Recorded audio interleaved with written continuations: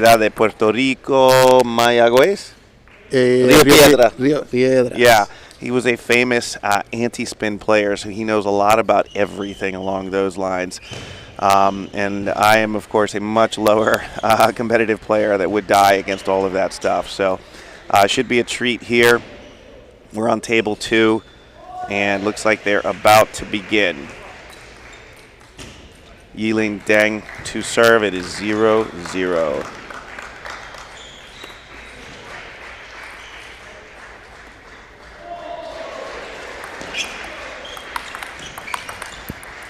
Now that's a really quick attack there. So Walter, again, how long will it take you to figure out what you think he has on there? I, I do think it's probably an anti-spin, but he uses it as a attacking weapon, right? So he's not using it for blocking. He's just pushing back. You see? And can you do that? Yeah, yeah. Some of them are not as slow as other ones. So you see how, yeah. But that's a defensive rubber. Well, so there's different kinds of anti-spin out there, is what you're saying. There are different kinds of anti-spins, and they have different kind of speeds. So in your day, you were more of a blocker, defender, more of a physical style of play, correct? That's correct. That's correct. I use anti-spin, butterfly similar, and that comes only in black for some reason. I don't know. And there was another regular one that came in both colors. That one was a little bit faster. Fair. And so the key here for the NYU player, and again, it looks like he's adapting a little bit here, but the key for the NYU player is it a fast attack, is it a slow attack? What are your opinions on that? In my opinion, it's patience, right? You have to choose the ball that you are going to attack. You cannot go hard on every ball. So he did very well there. Just a soft backhand spin, put it into the table, and let the other player, miss. Getting some touch and feeling of also the ball. So would you ever see, and Yilin Deng is the one closer to us right now in the blue and black shirt, would you ever see him serve with the defensive rubber? Is that something that can be done? Yes, absolutely. Absolutely. That can be done, and it's always about mixing your game, right? If you became too predictive, that's when. So now he has made the last 3 points, right, making good gains, and you'll see that his best shot for most effective is when he pushes with that red rubber. When he pushes that forward, it's really, really troublesome. I see that. So we got the NYU player Zhou trying to take a big loop, and if it is anti-spin, it doesn't have as much effect on the ball. So his big loops are going to fly off the table. So he's got the NYU player has to adjust, correct? Had to adjust.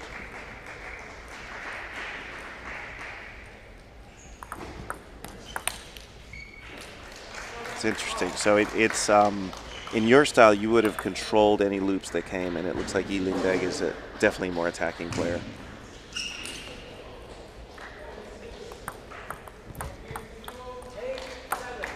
It seems a smart move there by the NYU player. Short, not letting, maybe no spin or very hard underspin. He changed the serve to his backhand now. You see, that's the most effective shot.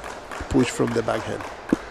Whenever he does that shot, it's giving the NYU player a lot of trouble. Well, this is an interesting concept here. So Gao Yanjun is the coach for NYU, and it's hard to see on the video here, but he's walking back and forth between his two players. And wow, you're absolutely correct with that backhand. If you were, and again, I'm asking this of you to basically go against yourself here. If you were coaching for the NYU. I think NYU is the only one that has a coach in this team match. What would you be saying to the NYU player? Hey, you need to do this better. He needs to serve to the forehand to avoid at least that first ball from the defensive rubber. So short to the right, and again he's taking too many shots to his backhand. Fair. So short, I expect short to the forehand. It's almost as if we scripted that, folks. Ask and you shall receive. Well, Yilin Deng still does have game point here. NYU player Zhou to serve, down 9-10.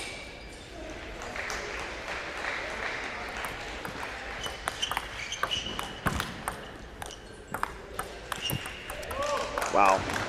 That's exactly how you scripted it along those lines. First game goes to Georgia Tech here. Yilin Deng taking it 11-9. Now, Walter, this is a very interesting match. Essentially, on that is that the quote-unquote slow rubber is gifted to a very fast player. Yilin Deng does not. I mean, he controls, but he's also interested in killing the point as quickly as possible. What will happen? I imagine Gao Yanjun is going to say forehand only. Will you ever see Yiling turn around and run around his forehand to hit the backhand, or even toggle? What's the word I'm looking for? Yes, definitely. If he feels he's getting pushed too much to the forehand, he's gonna come in and hit the backhand almost in his forehead. I mean, it's now in the modern game. If you've seen the ITTF, WTTA, you see Acharov returning with his backhand on his forehand side. All of them, Fan Jiandong, they all do that. So it's the next kind of play. These players with defensive rubbers, they're also training for that, I imagine, right? Yeah. Okay. Yes, they are. And it's easier to return a service with that rubber because you have better control, and that's why you pretty much run all over the table with that rubber. Very interesting. It was a very good and close first game. So let's see if the NYU player do more adjustment, and let's see.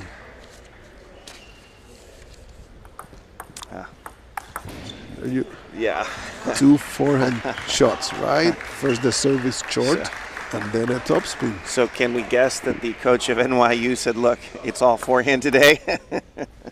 Most likely. Or he is hearing this transmission. Fair enough. Well, two straight forehand serves, and Zhou is up 2-0 in this second game.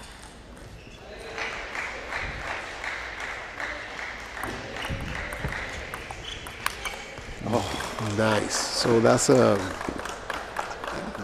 push from the backhand. With that rubber, it's almost unstoppable. But I guess I don't understand the physics. He just defied physics, in my opinion. He pushed the ball, and Yiling just slammed it right by him as if there was nothing on it. Incredible. Ooh, that's a loss of concentration of some sort. Hate to see that, but missed serve point will go to Zhou. That was he missed it, but it was an aggressive and a lot of side spin on that long serve.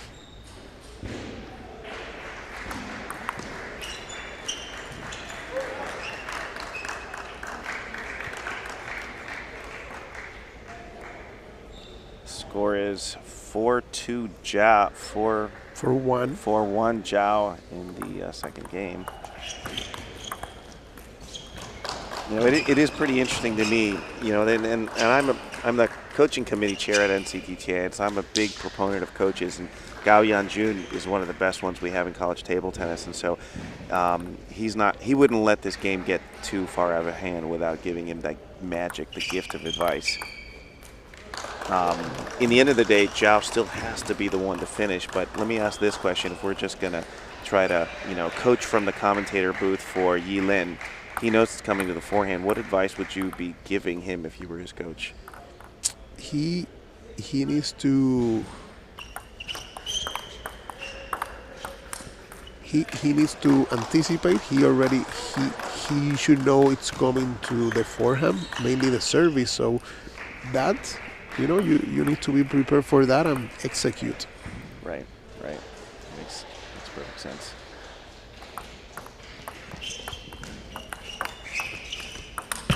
Oh, Nice forehand smash. And you see, there's some shots that he is blocking more. So not all of them he will necessarily push. okay. In this one, you'll see he's blocking maybe one more than in the other one.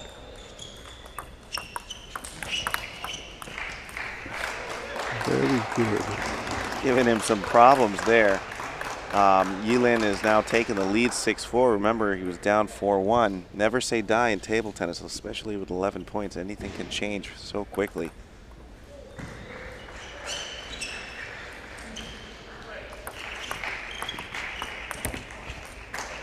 Another point there, a little tentative forehand off the top of the net there.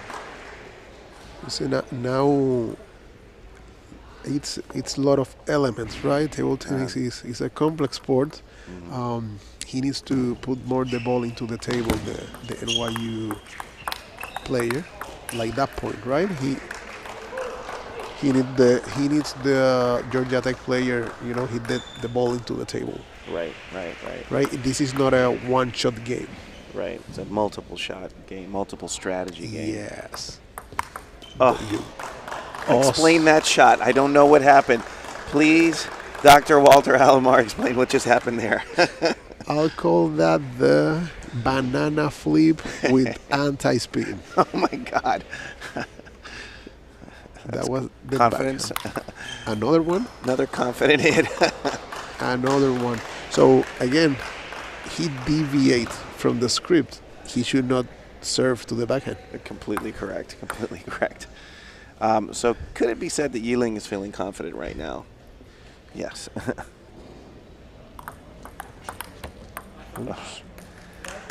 There has to be some sort of science to this because, again, Georgia Tech takes that second game there. He's up 2-0. The defensive rubber player, they typically get a lot of nets. Do you notice that? Oh, yes, yes.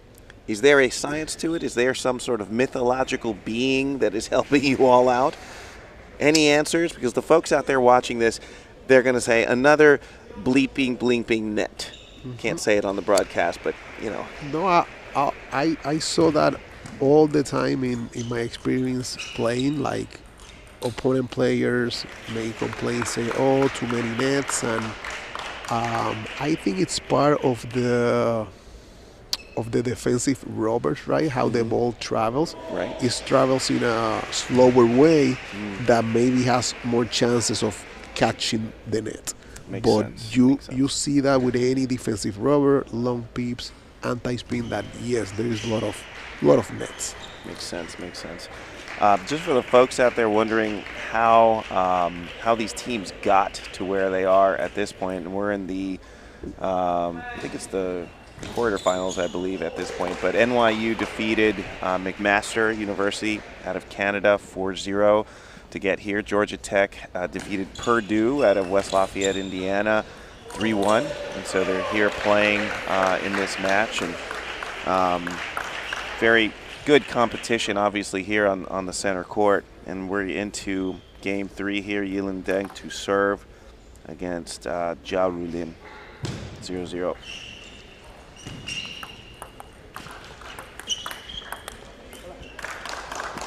1-0, 10 more to go for Yilin, and looks to see he's going to continue the same way he had, and we'll see how this all works out. Yilin Deng is a transfer from the University of Michigan, played his first couple years there, University of Michigan Ann Arbor, and then transferred to Georgia Tech.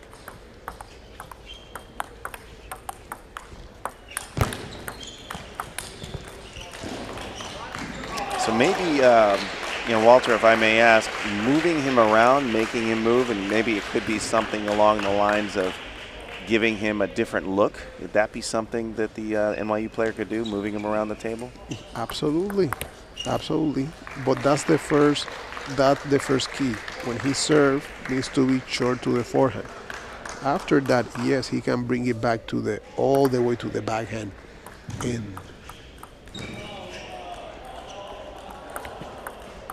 Net ball. We'll do another serve.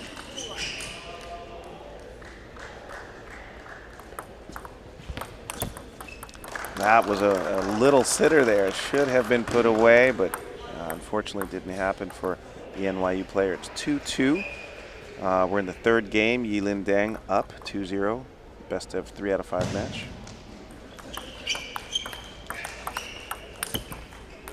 Yeah, he's really struggling with that, Walter. The ball is just slowing down. He's already swinging ahead of time. Yes. And yes, he's having tough time with that backhand. There's some balls that he would need to pass, Right. which is not easy to do. That's why he's not doing that. So too high of a reception there, and the backhand smash without effect. Right. So I have a question, and I've always wondered, out there, anti-spin is not a common rubber at all. How did you get started with anti-spin? Who gave you the idea, the blessing, the curse, whatever you might want to call it, of anti-spin? So I transitioned from my home pretty much table, and I used to play with hardbat rackets. Oh. The one that you bought on Walmart, Kmart. Yeah, Kmart. Oh, you know Kmart. Okay. Yeah. So when I transitioned to the federation, they told me, "Oh, but you cannot play with that thing." Right. So pretty much I asked for give me the slowest rubber, and someone told me, "Oh, the slowest rubber it is the anti-spin," and literally the anti-spin resembles what is a wood racket. Yeah. It is exactly the same. So that's how I transitioned my marquesina Yo te entiendo, sí. to what is real table tennis. For those out there, Dr. Walter Alomar is from Puerto Rico. I am a user of the language Espantaliano, which basically means I am Italian with a little bit of español. Y nosotros podemos hablar español. Yeah, Qué bueno, solo para una o dos frases aquí, ¿no? Podemos hablar Spanglish y podemos hablar español. So, anyways, for those out there wondering if why we're mixing it in a little bit, that's just the way it works here at NCTTA. So, there's a timeout here called, I imagine, by Gao Yanjun. Sort of change the avenue here. Yilin Deng is up 6-3. He's got to do something different. Now we're back here. We're going to see what kind of advice Gao has for his player. And umpire's taking the timeout card.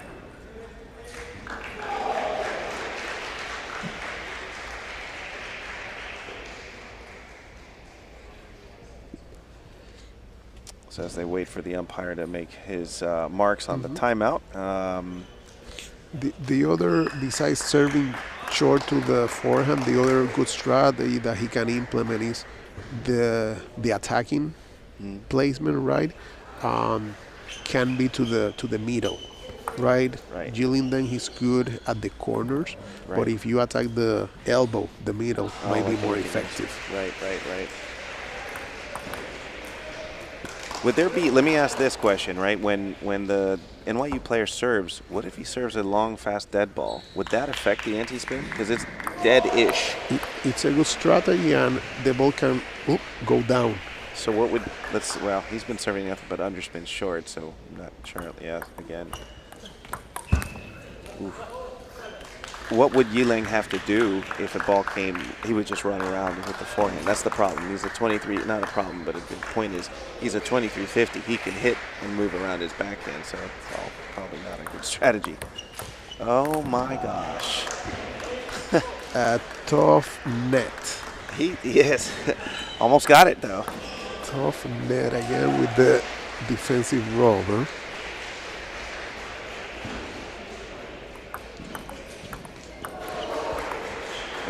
Looks like he got him confused there. I haven't seen a mistake like that before.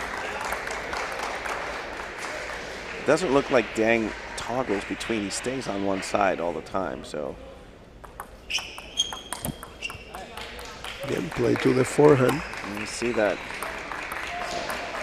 2 straight points here for the NYU player. This game is really close.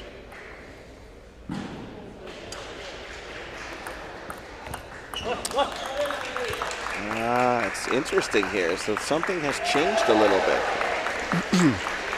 The NYU player is being more patient. He's taking each stroke step by step, and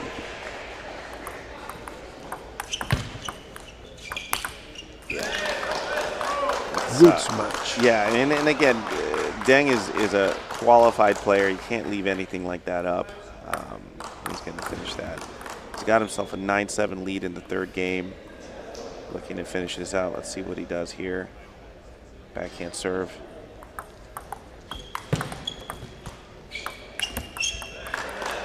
Those are the balls the NYU player cannot miss. It was a loop with the spinny rubber. Maybe just a little tentative on the NYU player. So there are 3 match points here for Georgia Tech in game 2. Nice placement. It's excellent forehand. And again, we had talked about this before. Moving him to side would be a better option than trying to go through him, because obviously he's a wall. Not going to happen.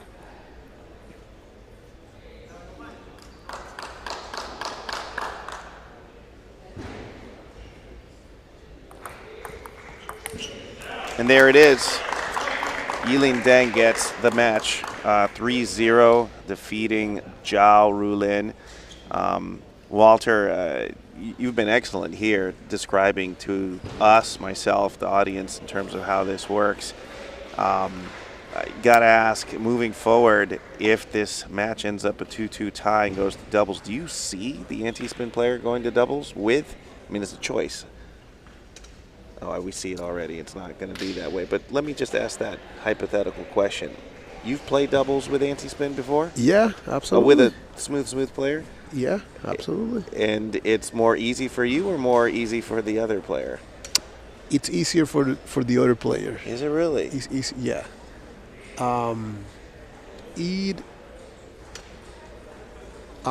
There's some adjustment to be made in how the ball is going to return into the offensive player, but they see much better, balls and scenario. Right. Because of what you're giving them, exactly. that other ball. Like when I hit a good stroke, a good block, many times the other player, the only option that he has is to pass the ball. Yeah. And then Yep. a defensive player typically do not have as good as attack as someone who is fully offensive. So, the offensive player had a great looks. Yep. Okay. At the same time, if I pass the ball too high, yes, you could hurt your hurt your buddy as well. So there is it's a good combination. I think yesterday we saw in NYU actually Jeremy has seen and Peter Yuan, who is a chopper, and they made a really good run in doubles. So there was a good combination between an offensive and a defensive player.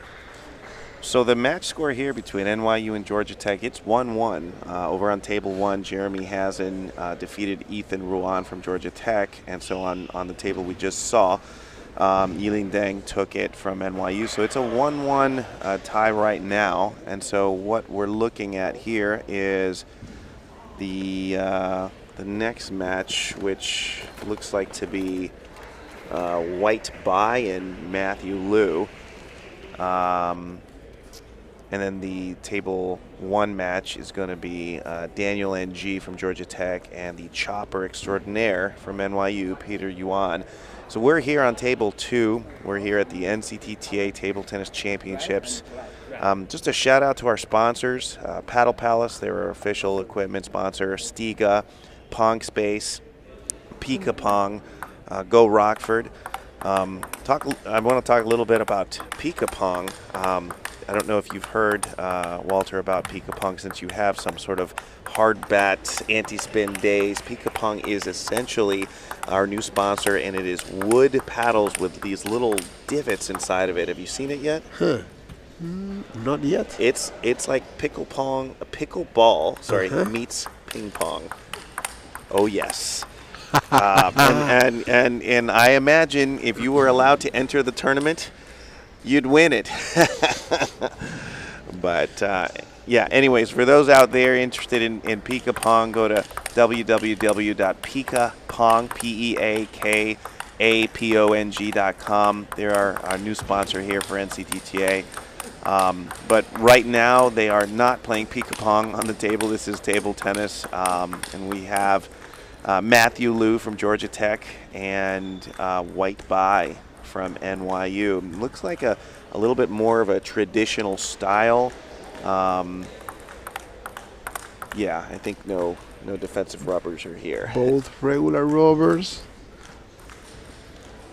Going to be some firepower, I imagine, that we're going to see here in the really all-important match here. Georgia Tech is a lower-rated team than NYU, obviously, here, and they came in second place in the South region in NCTTA, and so they're a force to be reckoned with. However, NYU is NYU, so we're going to have to sort of see how that all plays out, essentially, on that. Just to put the folks out there to sort of understand what we're dealing with here, White Bai, on paper, is a 1978 rating. And again, on paper, I always say that because tournaments are very interesting. Players can turn into, different kinds of players and so forth. On paper, Matthew Liu, his opponent, is a 23-18. So again, on paper, we're going to see a almost 400-point difference. But there's always psychology and stressors and so forth, and we're going to see what's going to happen here.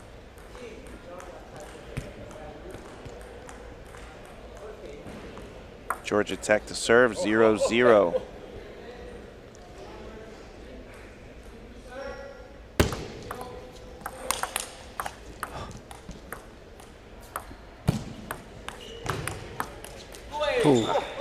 It's an incredible point. Walter, let me ask you this. You have been on a feature court a time or two in your experience.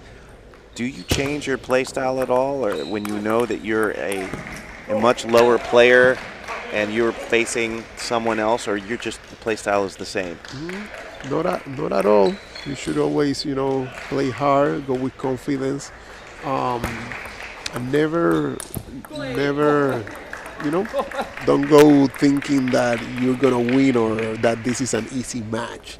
I think that's the most important thing, and don't get pressure, right? Sometimes when you see the paper, right, because it says exactly there, oh, you are 2400 and you're playing against someone who is maybe 2000. Maybe the first points are like this, that you're like, that shot is not a 1900. right. So pretty much you don't let those numbers get into your head. That's a brilliant way, a brilliant statement along those lines. Because those shots that Georgia Tech player has hit definitely are not representative of that number. Oh, yes, very much so. And that's exactly what I alluded to. So I bring this up as well just to tell a little story for the folks out there that are watching.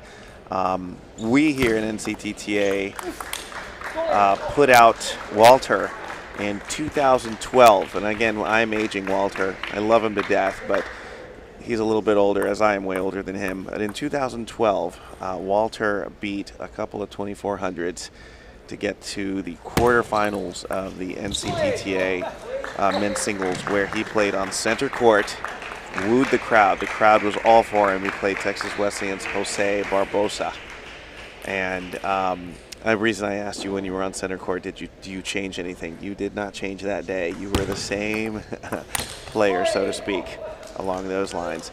Doesn't matter what's said on the piece of paper, right? Just as you said.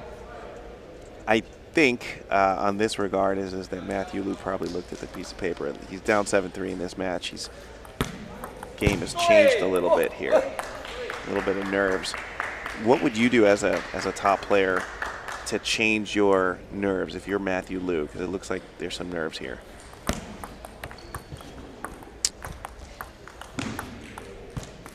Yeah, you need to keep pushing. You need to keep finding the way and keep thinking in the strategy that you want to implement in the game. So it looks like I would say for strategy, is that White Bai is not putting anything on his forehand. It's just patiently, let's go backhand to backhand drives. Wow. And I think he heard us. And I'm going to step around and hit that huge forehand. So maybe it just takes a couple of those shots for him to get the confidence back. Good. Yeah, very good. You see, he will not stop off, making shots, which is good, right? Right.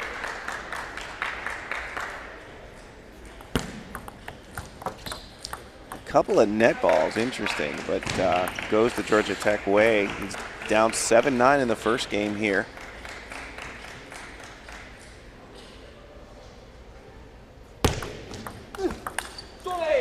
Errant backhand there. So it looks like the backhand might be the secret here. I mean, it's good at blocking, but, everything else is all forehand.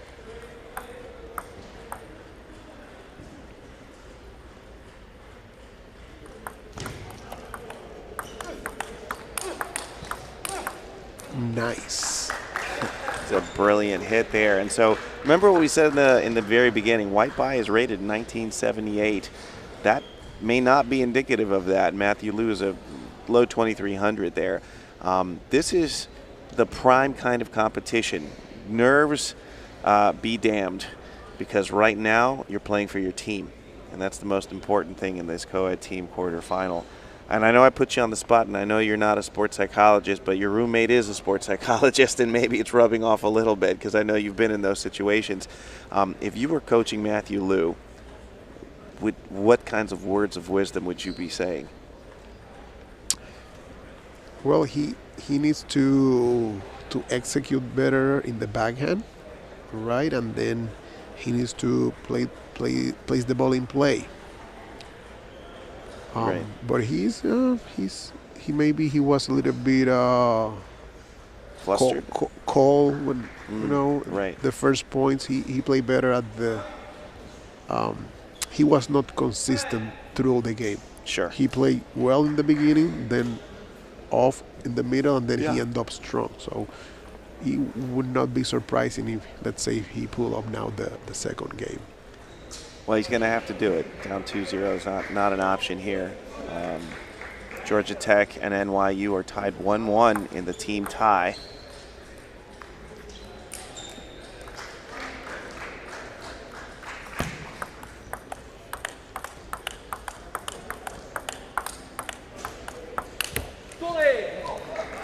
Waiting him out, Walter. It looks like White Bai is just sitting there. I can drive with you forever and ever. Let's do it. That look backhand to backhand drill. Good serve. Yeah, absolutely.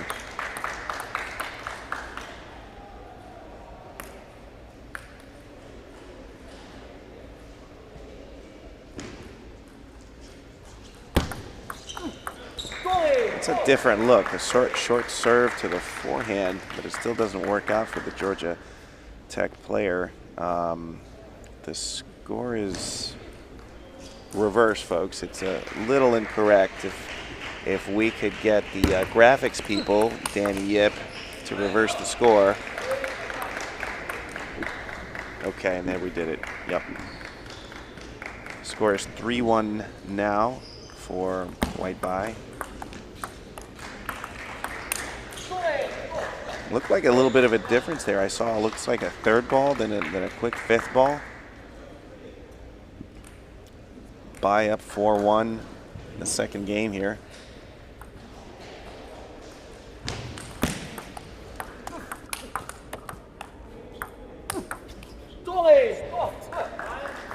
So we've got a very interesting shot here in terms of how everything seems to be working out here. White Bai seems to be really controlling the narrative here.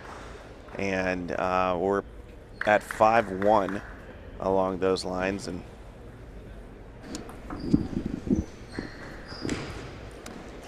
this is gamesmanship. He's tying his shoe. Does he really need to tie his shoe, Walter, or is he just taking a breath here? No, I think it's okay. And mainly in 5-1. Sure, every 6 points, but yeah, true.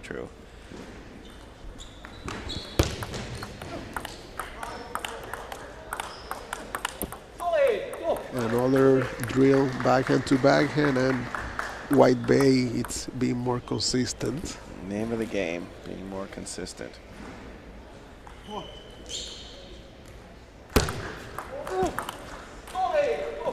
Yeah, nice change of spin there.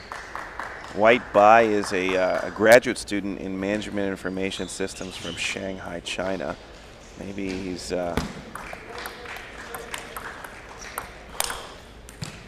Great points. yeah, absolutely. Great ball. Absolutely. Great stroke. So you see how many strokes and what the kind of quality of shot that Matthew Liu needs to do to win a point. Yes. Right? It's White Bay playing really, really, really good. Yeah, this is a masterclass performance, really, truly.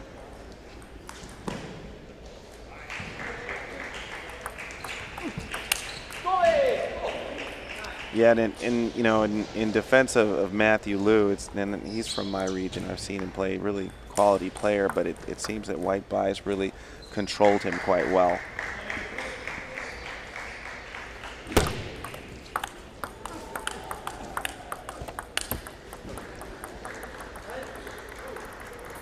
So there's a game point, excuse me, for White Bai, 10-2. And there it is. NYU's up 2-0 here in the best 3 out of 5 match. This is very interesting, Walter. I mean, this is a ratings discrepancy of sorts, but probably not. It's just sort of comes together a little bit. Maybe one player a little bit with the nerves and the other player stepping up to the game, essentially, on that. As Gao Yanjun talking, we can tell we're looking at it in terms of the body language we see, and Matthew Liu is shirt in face, kind of upset, we'll say, and White Bai is just sort of very loose. And you always tell with the body language how everything works there.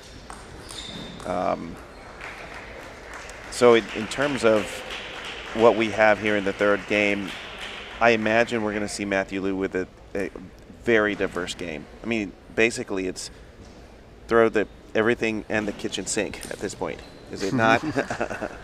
Continually. It's win or go home now. He needs to step up his game. He needs to stay calm at the same time and bring his A game, right? He's playing below his usual level. You can tell. Yeah.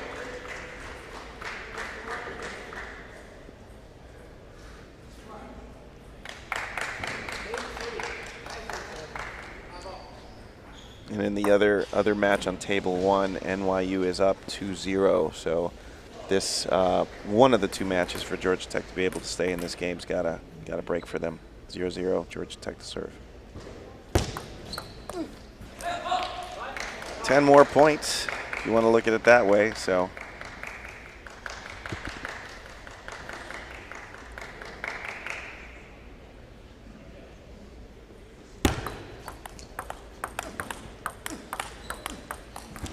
Just really smart down the line.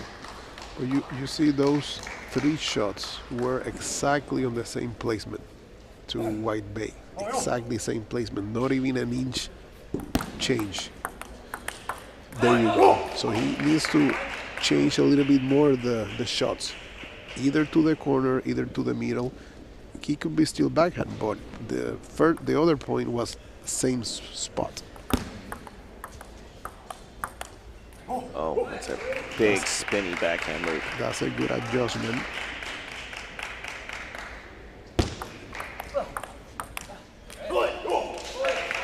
So it looks like Matthew is basically taking a page out of White's book, who's essentially being a little bit more consistent, a little more deliberate.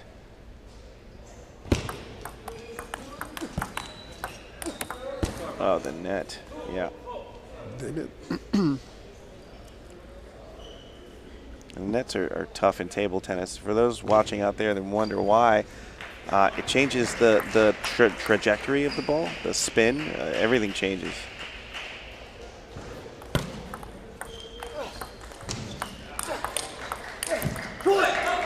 Wow.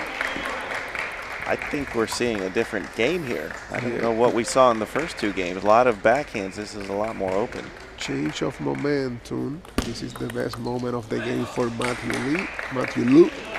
And you got another point. He's up 6-2. He has changed the speed of the ball and the placement, right? He's doing more variation. Different serves. Both players still have their timeouts left, so a little bit overzealous, but right ball. 3-7 NYU to serve.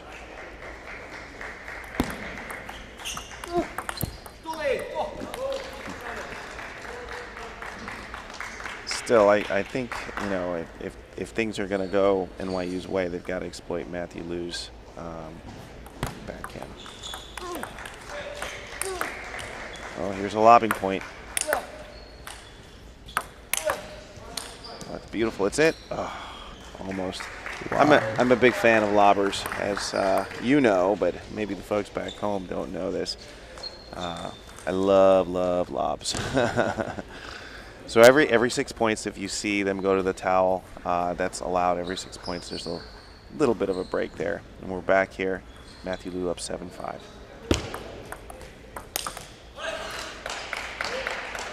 Good forehand flip. He needed that point. If not, I think he was going to ask for timeout. Yep. But he's in control, 8-5. Net. Do it again.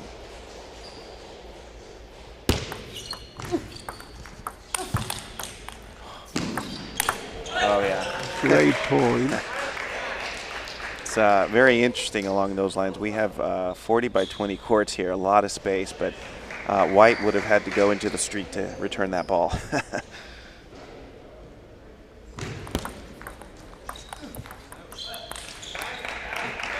A lot of game points here for Matthew Lu.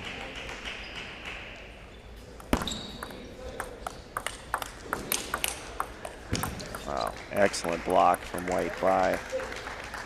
It's not over yet.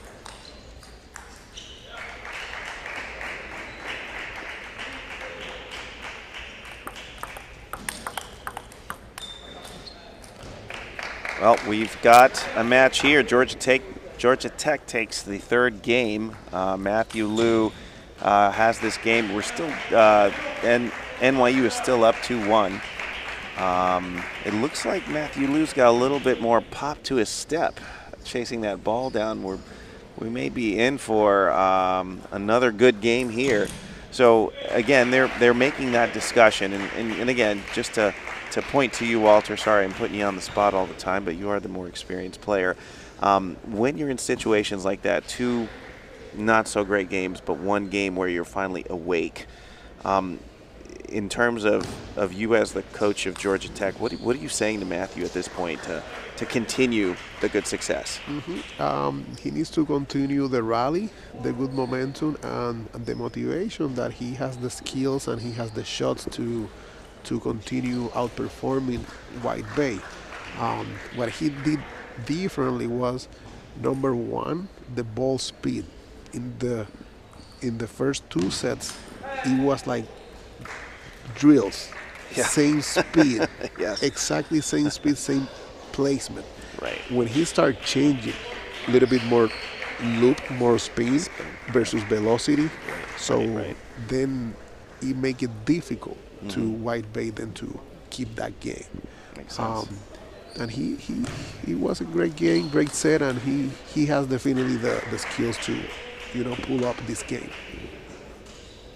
Well, for those wondering what's going on in Table 1, Georgia Tech just took a game. They're still down 2-1. Daniel NG is playing the chopper extraordinaire, Peter Yuan, down 2-1.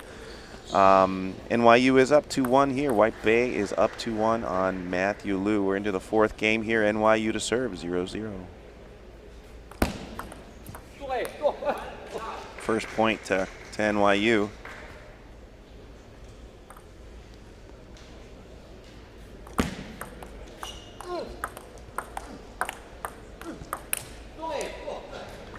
Another shank, so it's White Bay up 2-0. Now, you notice when White Bay serves, I notice there's a little extra motion, little hitch in his serve, so to speak. Is this normal? We'll look at White Bay serve here after he does it, but point it out here in a second. Scores 2-1.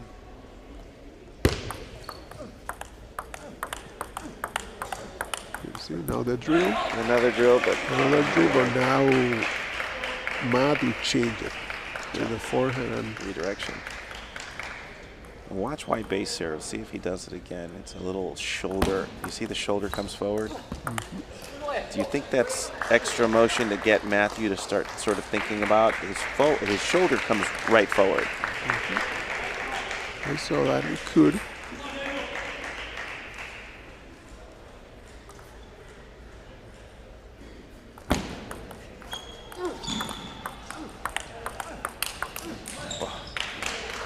Matthew Liu's forehand is a force to be reckoned with, certainly. He's just waiting it out till he can get that ball to strike.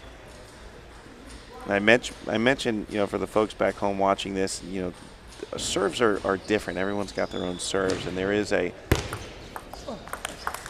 little bit of gamesmanship when serving. Essentially, you can do different serves and so forth, but yeah, it all starts with the serve.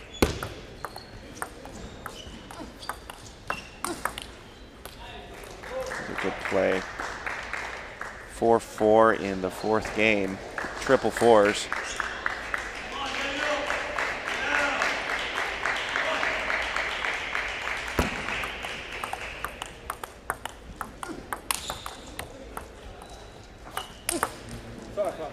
That's an unfortunate net, and it turned into a good win, good shot for NYU at the time. 5-4 White Bay.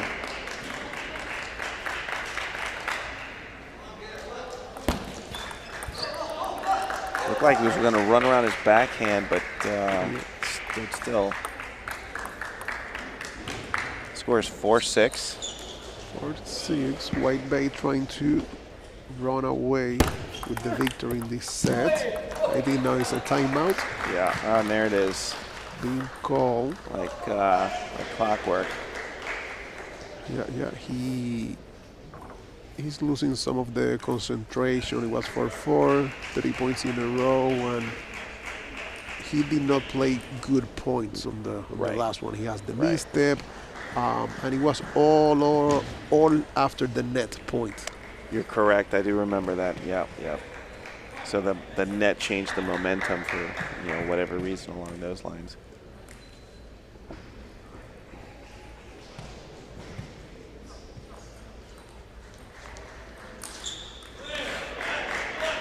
We're also watching table one just to see sort of where this is going to head out, but Daniel NG has a commanding lead 8-2 on Peter Yuan in the fourth game.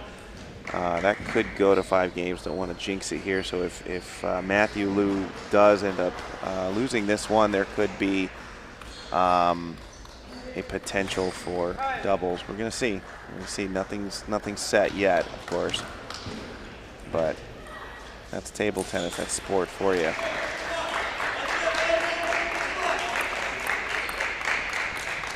Matthew Liu to serve, down 4-7 in the fourth game. You need to get back into this for Georgia Tech. Net finally goes his way. NYU still up 7-5.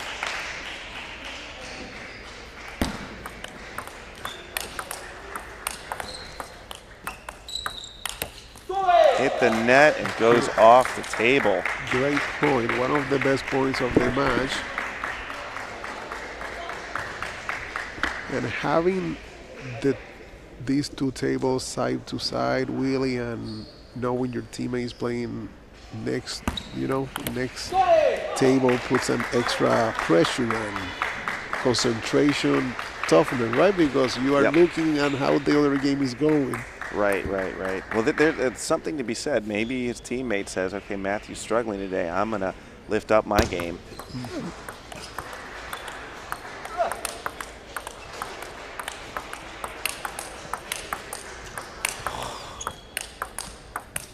That's a point of the match That's here. the point of the match. Giving him 5 match points to take this 3-1. Very consistent. White Bay, very consistent.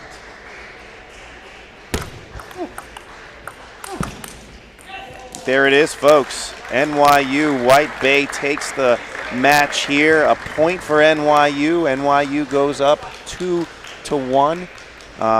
We're going to keep you all posted. We're only here on Table 2, but Table 1 is still ongoing. Table 1 is a 5-setter.